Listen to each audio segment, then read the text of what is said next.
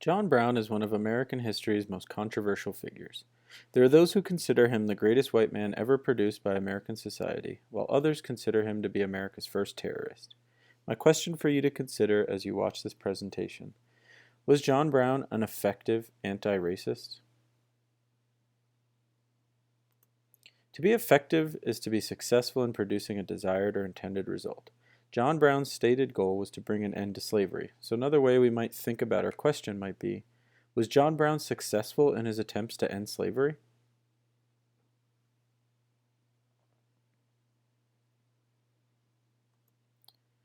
To be anti-racist means to be against racism or to confront and address racism in your life. The framework of racist versus anti-racist was not a thing in Brown's time because the concept of racism wouldn't come into the American vocabulary until the early 1900s. But we might consider asking this about Brown. Was he successful in his attempts to confront and address racism? John Brown was viewed as radical by many of the people who lived in his time. Even people who agreed with him that slavery should be ended felt like his approach was too radical because he relied on the use of violence to achieve his goals. To that, Brown would have said, "These men are all talk. What is needed is action. Action." As we contemplate his words, let us consider the mural painted in the Kansas state capitol. How is Brown depicted here? If this painting was your only piece of information on Brown, what would you think of him? How does the way he is painted reflect popular opinions of him? John Brown was born on May 9, 1800 in Torrington, Connecticut. His father was a religious man who strongly believed that slavery was wrong. As a 12-year-old boy traveling through Michigan, John would witness an enslaved African-American boy be beaten, and he would often refer to that moment as the turning point in his life where he began to feel very strongly that slavery was wrong. As an adult, John Brown became an abolitionist, or someone who worked to abolish slavery. He worked on the Underground Railroad, which helped enslaved people who ran away escape and build new lives. He was considered radical by many because he believed that violence was the only way to end slavery in America. In 1855, Brown moved to Kansas. With the passing of the Kansas-Nebraska Act of 1854, there was conflict over whether the territory would be a free or slave state.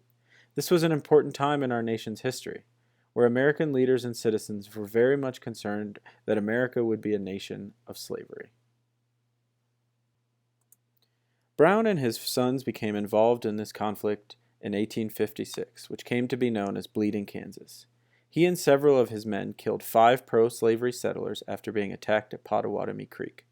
This represents the first major incident in which Brown used violence to accomplish his political goals. It's important that we consider Brown's own words when evaluating him. As we hear his thoughts, we should be thinking about whether he was effective in what he was trying to do.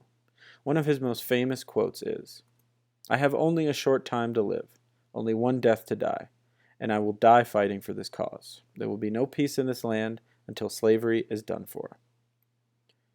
On the evening of October 16, 1859, Brown led a party of 21 men on a raid of the Federal Armory of Harper's Ferry in what is now West Virginia, holding dozens of men hostage with the plan of inspiring a slave insurrection. Brown's forces held out for 2 days. They were eventually defeated by military forces led by Colonel Robert E. Lee.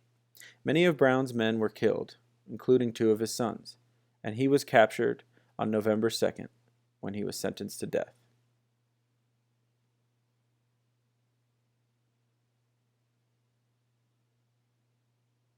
In a speech to the court before his sentencing, Brown stated his actions to be just and God-sanctioned.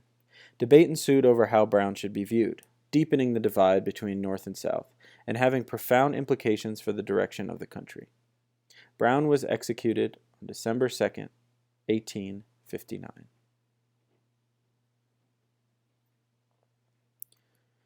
Nathaniel Hawthorne was an American novelist and short story writer from Salem, Massachusetts.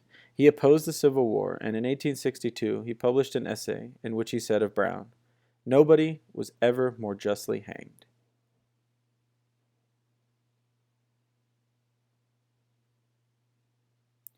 Frederick Douglass was a man who escaped slavery and went on to become one of America's most well-known abolitionists. He had met with John Brown several times before his raid on Harper's Ferry. In a speech about John Brown, he said, "Did John Brown fail? John Brown began the war that ended American slavery and made this a free republic." Robert E. Lee was a colonel in the U.S. military stationed in Virginia. He was in overall command of the operation to retake the seized weapons during the raid on Harper's Ferry. He would later go on to become the commander of the Confederate States Army in the South during the Civil War. Following Brown's execution, Lee remarked, "The result proves that the plan was the attempt of a fanatic or madman." Harriet Tubman was a well-known American abolitionist who had escaped slavery to become one of the most successful conductors of the Underground Railroad. Her legacy includes leading approximately 13 missions to rescue approximately 70 enslaved people, including friends and family. Regarding John Brown, she believed that he'd done more in dying than 100 men could in living. Abraham Lincoln was the President of the United States during the Civil War, and he is usually credited with freeing or emancipating people who were enslaved. In reference to Brown's actions at Harper's Ferry, Lincoln remarked, "Old John Brown agreed with us thinking slavery wrong. That cannot excuse violence, bloodshed, and treason. It could avail him nothing that he might think himself right."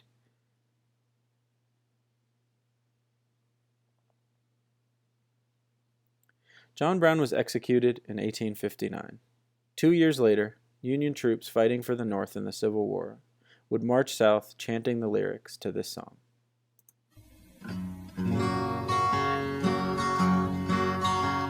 Old John Brown's body lies molding in the grave, while weep the sons of bondage whom he ventured out to save. And though he lost his life in his struggle to free the slaves, his truth is marching on. John Brown's body lies molding in the grave. John Brown's body lies molding in the grave. John Brown's body lies molding in the grave, but his truth still marches on.